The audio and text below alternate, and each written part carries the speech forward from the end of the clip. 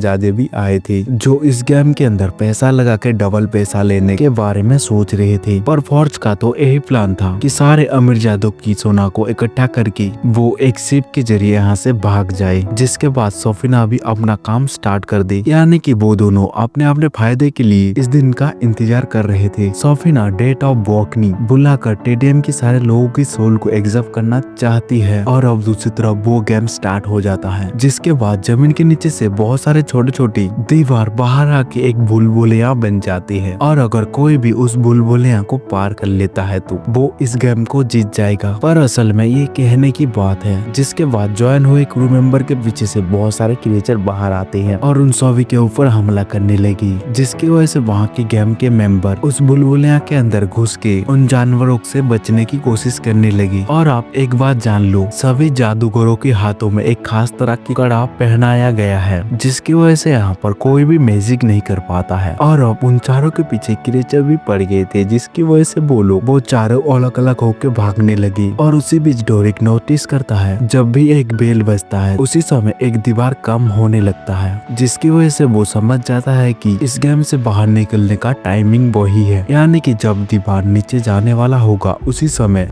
उस दीवार के अंदर लगाया गया एक जेली के अंदर अपने आप को संभाल लेना होगा, ताकि वो जेली उन्हें नीचे की फ्लोर में ले जाए। और वो सब मिलकर समझ जाते हैं, जिसकी वजह से वो लोग उस जेली के जरिए उसी तरह से बाहर आ जाते हैं। और अब डोरिक को पता है कि फॉर्ज शिप के जरिए सोना लेकर भागने वाला है, जिसकी वजह से वो सब पहले से जाकर उस शिप के अंदर खड़े थे। और जब वहाँ पर फॉर्ज किरा के साथ आता है तो फेडिंग टेबलेट ऑफ वेकनिंग किरा को दिखाकर कहता है, मैं सोने की वजह से वहाँ पर नहीं गया था, बल्कि मैं इस टेबलेट को हासिल करने के लिए वहाँ पर गया था, ताकि मैं इस टेबलेट के जरिए तुम्हारी मॉम को जिंदा कर सकूं। और अभी तक तुम्हें जो कुछ भी साइमन ने कहा है वो सब झूठ है। इस सुनने के बाद साइमन वहाँ पर अपनी असली रूप दिखा देता है। वो किरा को अपने चाकू के नोक पर ले लेता है। ये देखकर होल्गा एक आलू से फॉर्ज के मुंह में दे मारा, जिसकी वजह से फॉर्ज वहाँ पर गिर गया। जिसके बाद किरा दौड़ते हुए अपने पिता के पास भाग आई। जिसके बाद साइमन अपने मैजिक से उस शिप को दूर ले गया। और तभी वो लोग देखते हैं सोफिना डेथ ऑफ वेकनी को बुला रहा है, ताकि जमे हुए स्टेडियम की लोगों की सोल को वो शैतान को बलि दे पाए।